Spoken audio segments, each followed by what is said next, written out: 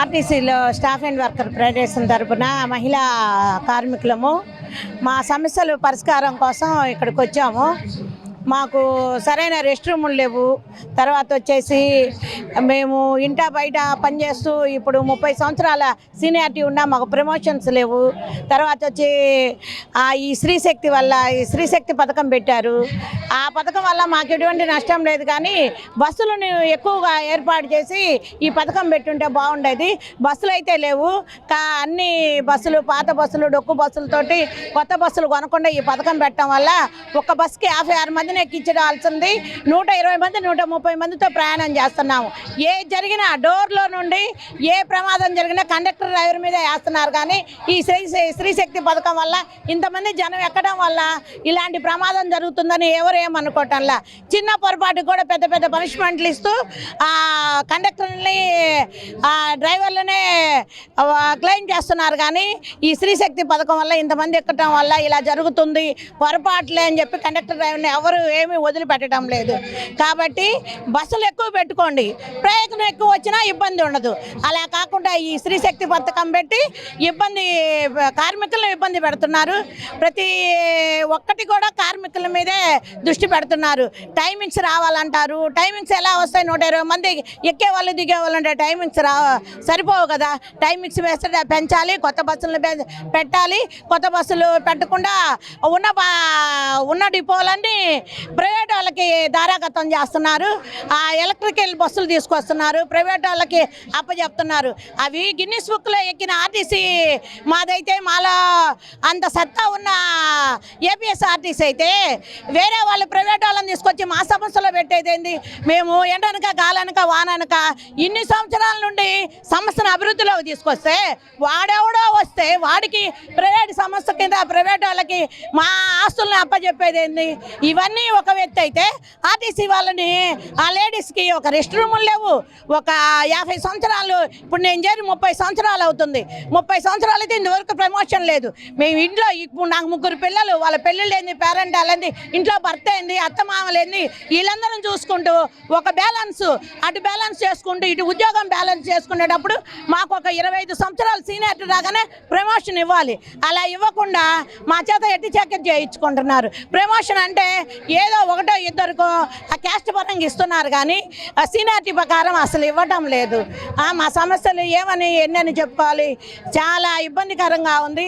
మా సమస్యలన్నీ వాళ్ళు తీరుస్తారని ఈరోజు ఇక్కడ ఈ ధర్నా ఏర్పాటు చేశాము.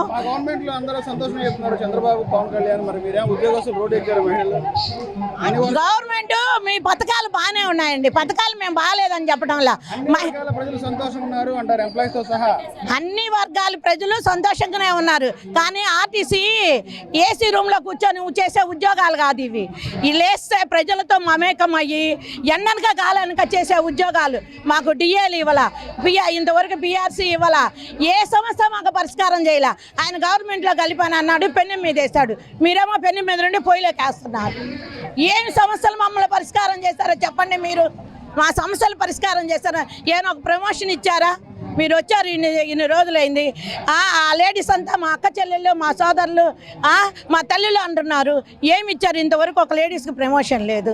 మహిళా శక్తి పెట్టారు. మా ఆడవాళ్ళకి ఇబ్బంది లేకుండా మహిళా శక్తి పెట్టారు.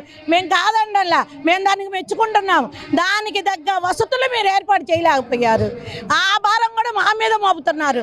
ఎంతమంది 130 మందిని ఒక బస్సులో మేము కండక్టర్లను టికెట్లు కొట్టి వెనక ముందుకు తిరగాలంటే ఈ 55-60 సంవత్సరాల వయసులో మేము డోర్లు సరిగా లేకుండా ఖండమైన బస్సుల్లో మేము విధంగా సర్వీస్ చేయాలంటే ఎలా చేయగలుగుతాము? అది మీరు ఆలోచించుకోవాలిగా. మేము మాత్రం స్త్రీశక్తులం కాదా? మేము కూడా స్త్రీలమేగా, మమ్మల్ని కూడా గౌరవించాలిగా. మా అభిప్రాయాన్ని కూడా మీరు తీసుకోవాలిగా. మీరు ఒక పథకం పెట్టేటప్పుడు ఎంత నష్టం ఉంది, ఎంత లాభం ఉంది అని ఆర్టీసీ వాళ్ళని ఏమైనా సంప్రదించారా? మహిళలు ఎవరిని సంప్రదించాలా? మీ స్వార్థం కోసం మీరు పెట్టినా ఇబ్బంది లేదు.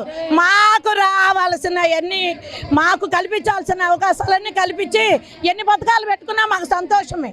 మాకు ఇవ్వాల్సిన అవకాశాలు ఏమీ ఇవ్వకుండా మీరు పథకాలు పెట్టుకొని మమ్మల్ని ఇబ్బంది పెడితే మేము కూడా మీ అక్కలం చెల్లెలం మీ తల్లులమేగా. కాదంటాను లేదు కదా. గవర్నమెంట్ మంచి పథకాలే పెడుతుంది, మంచి ఆలోచనే, కానీ దానికి తగ్గ వసతులు లేవు. దానికి తగ్గ వసతులు ఏర్పాటు చేసుకొని మీ పథకాలే ఏర్పాటు చేసుకోండి. ఆర్టీసీ అంటే ఒక చిన్న సంస్థ నుండి ఈ రోజుకి గిన్నెస్ బుక్లోకి ఎక్కామంటే మేము ఎంత కష్టపడితే ఈ స్థాయిలోకి వచ్చాము. అలాంటిది మీరు ప్రైవేట్ వాళ్ళకి చెప్పేది ఏంది? ప్రైవేట్ వాళ్ళకి అప్పచెప్పకపోతే మేము బస్సులు తయారు చేయలేరా? మా కార్మికులు బ్రహ్మాండంగా తయారు చేస్తారు బస్సులని, మా కార్మికులు బ్రహ్మాండంగా తిప్పుతారు.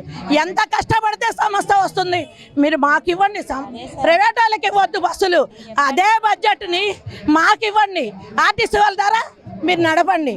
ఈ బస్సులు ప్రైవేట్ వాళ్ళకి, ఈ ఆస్తులు ప్రైవేట్ వాళ్ళకి ఇవ్వాల్సిన అవసరం ఉండదు. అప్పుడు మా సంస్థకి ఇస్తే మేమే కింద పడే పైన పడే ఎట్టా రన్నింగ్ చేసుకొని మీకు కావాల్సిన పేరు ప్రతిపడు శ్రీశక్తి పెట్టారు. మేము చేయలేక కదా, మంచి పేరు తీసుకొచ్చాం. మీకు మంచి పేరు తెచ్చామా లేదా? గవర్నమెంట్కి తెచ్చాం కదా. అట్లాగే మీరు బస్సులు మాకు ఇస్తే మేము కూడా మంచి పేరు అనేది మీకు కల్పిస్తాము. అంతేగాని ఎవడో తీసుకొచ్చి మా సంస్థలో పెట్టి ఎవరో కన్నబిడ్డని తీసుకొచ్చి మా ఉయ్యాల్లో వేసి ఊపండి, నువ్వు పాలు ఇవ్వమ్మ, నువ్వు పెంచమ్మంటే ఎట్లా బాగుండిద్దో చెప్పండి. అది పద్ధతి కాదు కదా. మా కష్టాలతో మేమే తినాలి, మా పిల్లలు తినాలి, మా ప్రజలు తినాలి. ప్రైవేట్ వాళ్ళు వచ్చి పెడితే ఎలాగండి? అట్లా ప్రైవేట్ బస్సులను తేవద్దని, ఆ బస్సులను మాకే ఇమ్మని మేము కోరుతున్నాము.